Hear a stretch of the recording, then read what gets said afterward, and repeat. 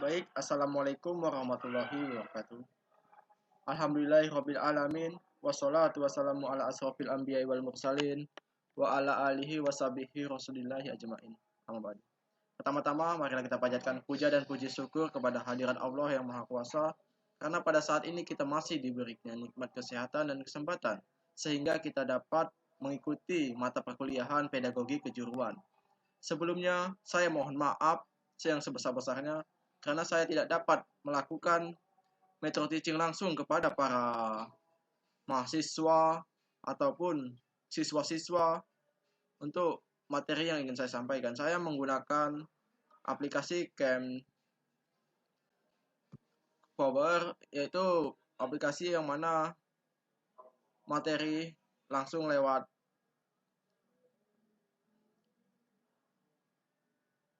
kayak sejenis PowerPoint. Baik, karena keadaan saat ini COVID, jadi saya memutuskan untuk mengambil ini. Sebelumnya saya mohon maaf juga kepada Bapak Dr. Andes Martias karena video metode teaching saya tidak sesuai dengan apa yang diinginkan karena saya menggunakan metode PowerPoint tersebut ini. Baik, masuk saja kita langsung ke materinya. Yang pertama, sebelumnya saya akan memperkenalkan diri terlebih dahulu. Nama saya Muhammad Yudas Haimi dengan NIM 18073017.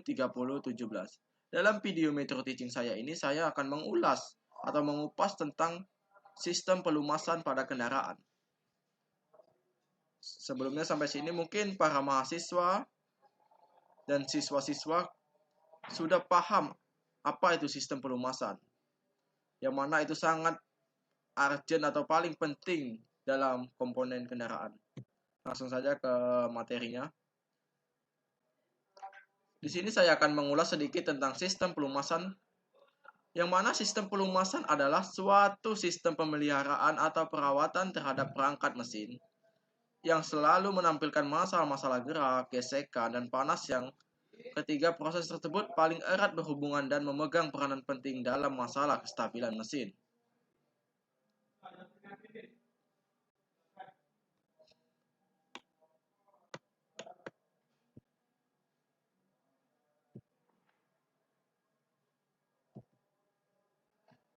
Oke, setelah tadi itu kita akan memasuki yaitu yang namanya ibaratnya apa ya? Ibaratnya itu kayak oli mesinnya, yang mana oli mesin ini adalah pelumas yang digunakan untuk melumasi mesin. Perbedaan yang besar sekali antara oli mesin dan pelumas lainnya. Oli mesin menjadi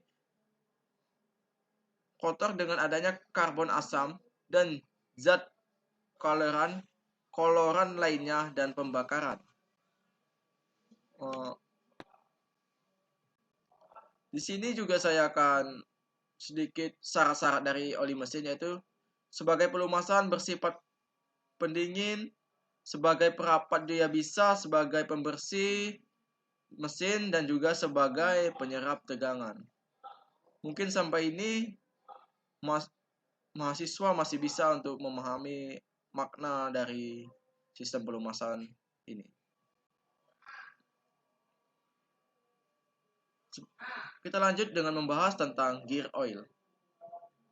Ya, yang kita ketahui saat ini ya, gear oil adalah oli untuk melumasi transmisi manual atau diferensial dan steering gear.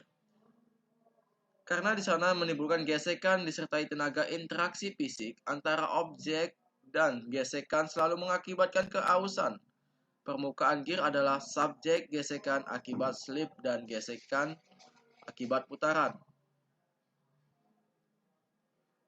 Nah, di sini kita akan sedikit mengulas lebih banyak lagi tentang sistem pelumasan.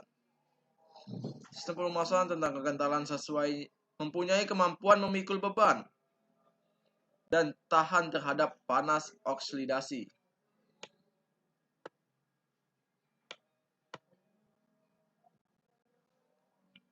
Nah, kita masuk dengan komponennya yaitu carter oli.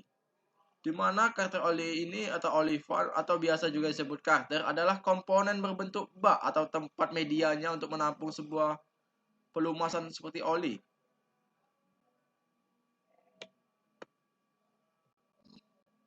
Oli pump merupakan sebuah pompa hidrolis yang digunakan untuk memompa oli mesin untuk menaikkan ke seluruh komponen mesin. Pompa ini bekerja secara rotari yang inputnya berasal dari poros engkol. Baik, kita lanjut lagi. Filter oli. Yang mana filter oli ini berfungsi sebagai menyaring oli yang telah bersirkulasi untuk melumasi mesin menuju ke karter kembali. Di oli ini juga terdapat sensor yang namanya oil pressure sensor. Sensor yang terletak pada saluran oli.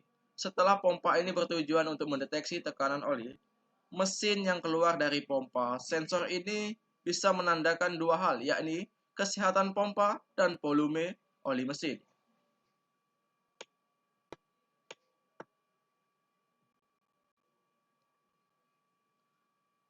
Di sini kita akan membahas sedikit tentang PCV atau Positive Crankcase Ventilation. Fungsinya yaitu untuk menyalurkan uap oli dari dalam mesin ke dalam saluran intake tanpa terjadinya kebocoran oil.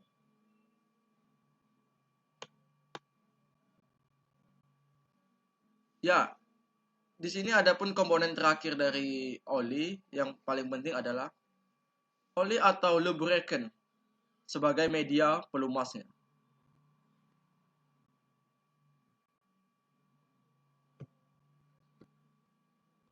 Oke, baik.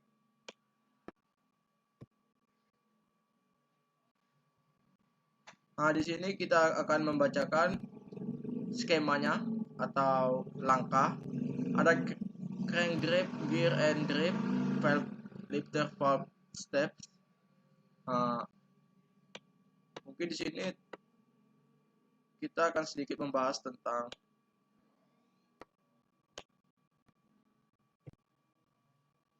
cara kerja minyak pelumas atau cara kerja dari oli tersebut gimana gitu. Di sini akan kita jelaskan sedikit. Minyak pelumas berbentuk lapisan tipis atau film minyak untuk melindungi lapisan logam terhadap kontak langsung antara dua buah logam. Yang kedua itu minyak pelumas mendinginkan komponen mesin, membuang kotoran-kotoran dari mesin, melindungi komponen-komponen korosi.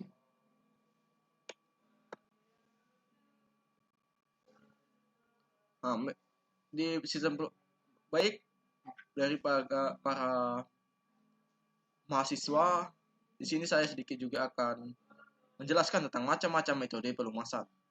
Yang pertama ada yang namanya metode atau model tekanan, yang mana minyak pelumasan disalurkan dengan cara ditekan untuk melumasi komponen-komponen mesin.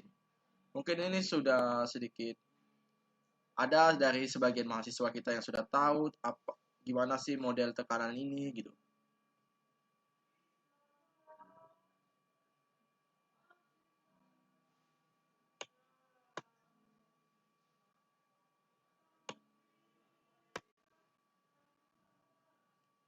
Yang kedua ada model kombinasi, yaitu gabungan antara percikan dan tekanan. Minyak pelumasan dipercikan untuk melumasi dinding silinder dan minyak pelumas ditekan untuk melumasi komponen-komponen yang lain. Minyak percikan, model percikan minyak pelumas dipercikan oleh connecting rod yang mempunyai oil spom atau sendok.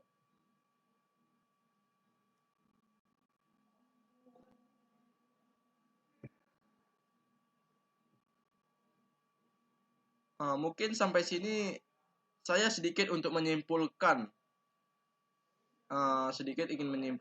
mesin terdiri kesimpulan dari materi sistem pelumasan ini gitu. Mesin terdiri dari banyak komponen yang bergerak dan bersentuhan satu sama lainnya, seperti crankshaft, connecting rod, komponen mekanisme katup. Pada saat mesin bekerja, gesekan antara komponen yang saling bersinggungan membuat mesin kehilangan yang namanya tenaga, torsi, daya antar komponen. Bahkan mesin dapat berhenti beroperasi atau mati total. Oleh karena itu, fungsi minyak pelumas adalah mencegah kontak langsung antara dua logam yang bergesekan. Di sini saya dalam slide-slide ini sudah saya juga masukkan seperti gambarnya untuk mempermudahkan para mahasiswa memahami dari materi saya ini.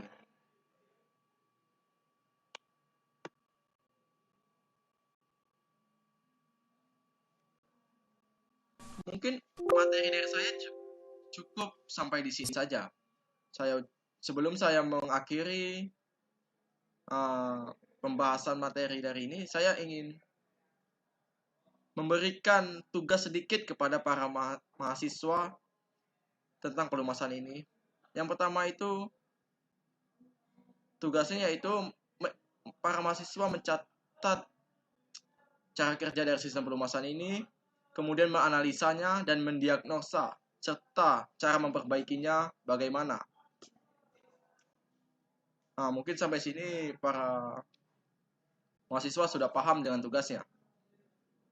Sebelumnya saya mohon maaf yang sebesar-besarnya karena keadaan COVID-19 ini membuat saya untuk membuat media seperti ini dalam metode teaching saya. Alangkah baiknya melakukan praktikum langsung ke sekolah-sekolah ataupun praktikum langsung di dalam kelas saat jam praktikum pedagogi kejuruan ini dilaksanakan gitu. Tapi saat ini tidak memungkinkan untuk melakukan itu karena kesehatan lebih utama saat ini.